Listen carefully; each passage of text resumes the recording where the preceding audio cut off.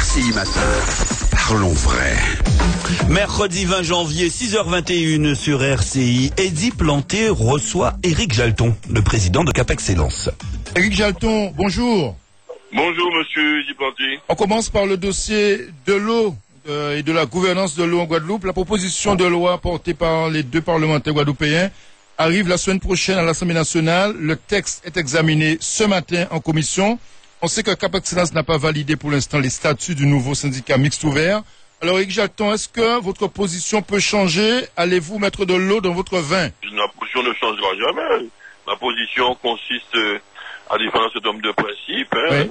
que j'ai déjà énoncés tantôt et qui sont ralliés par beaucoup de personnes du monde économique, des usagers de l'eau, les salariés de l'eau et beaucoup de personnes, y compris mes plus farouches adversaires, vous le connaissez, naguère, qui sont d'accord avec le bien fondé de mes principes. Nous sommes pour une structure unique.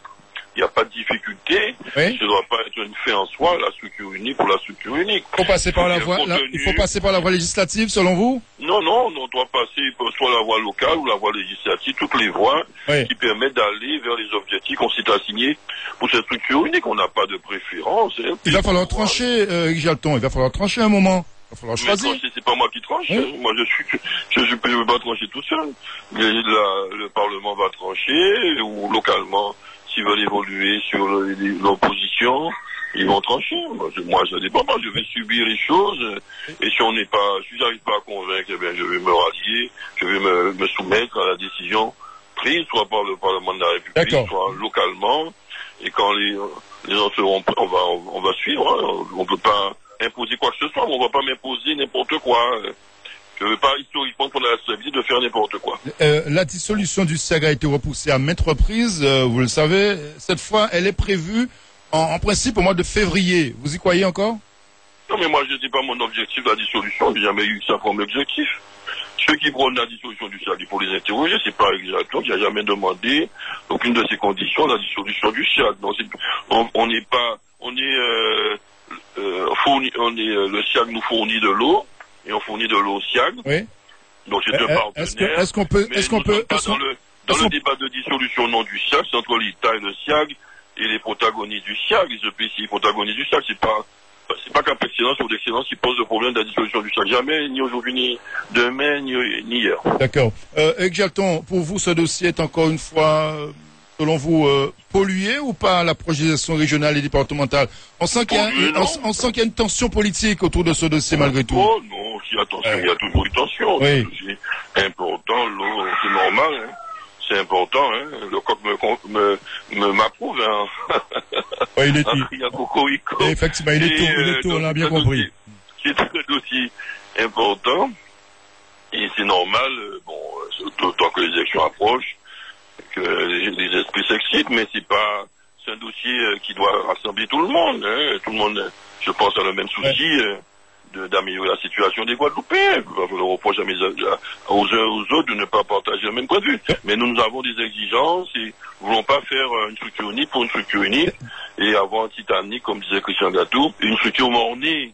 D'accord, mais que dites-vous, Éric Jalton, ce matin aux deux parlementaires, Justine Benin et Dominique Théophile? Continuez votre travail parlementaire?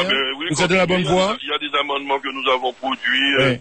que nous avons travaillé avec eux et avec d'autres, qu'ils les fassent passer, et s'ils les font passer, ce serait une bonne chose pour la structure unique qui devra prendre naissance au plus tard en septembre. D'accord. Et donc je leur dis, ils encouragent des Guadeloupéens, Théophile a le mérite d'être en plus un abîmier Cap Excellentien. Justine Benin me semble très motivé, qu'ils continuent. Sans complexe, ils sont des parlementaires, ils ont le droit de proposer des lois.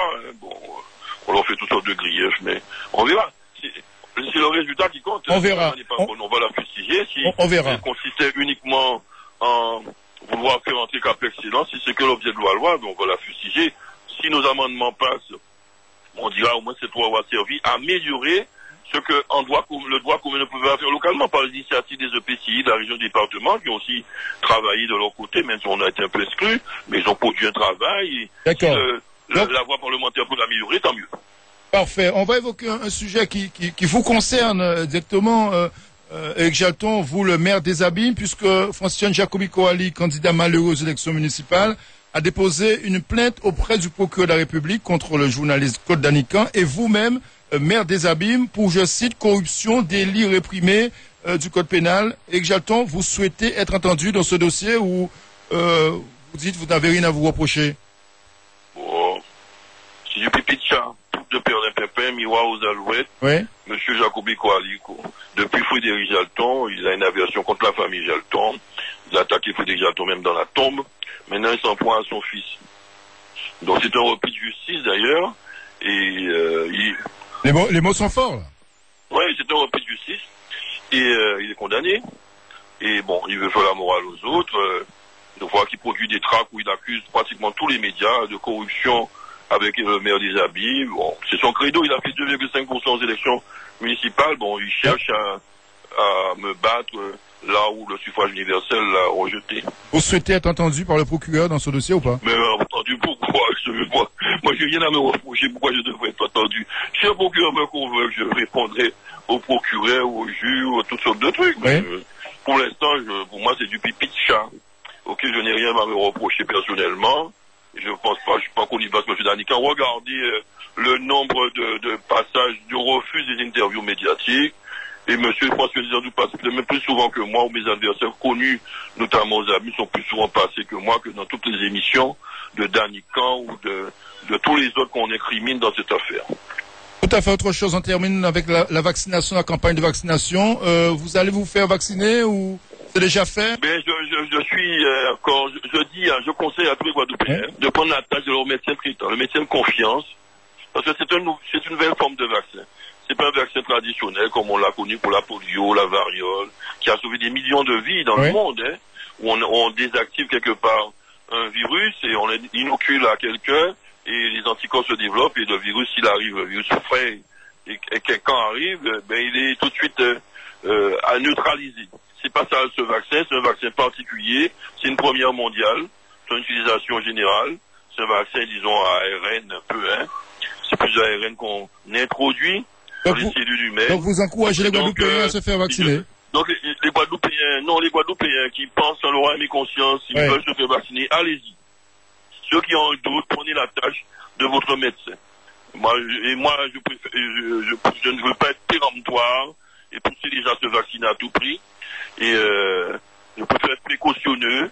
Et en même temps, voilà, ceux qui ont un doute, qui voient leur médecin traitant, je veux pas, en tant que responsable politique, même si j'ai une formation scientifique, prendre davantage de responsabilité sur ce dossier un peu délicat pour moi, de la vaccination. Mais il faudra de toute façon, il n'y a qu'un vaccin, j'allais dire, sûr et certain qui pourra régler durablement le problème de cette pandémie plutôt, de Covid-19 et ces variantes maintenant qui sont encore plus dangereux.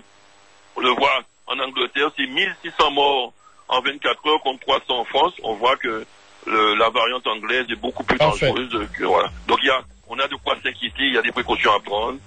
Et bon. Et il faut les prendre. Merci beaucoup. Oui. Merci beaucoup. Éric Jalton d'avoir été en direct avec nous ce matin. Merci. Bonne journée.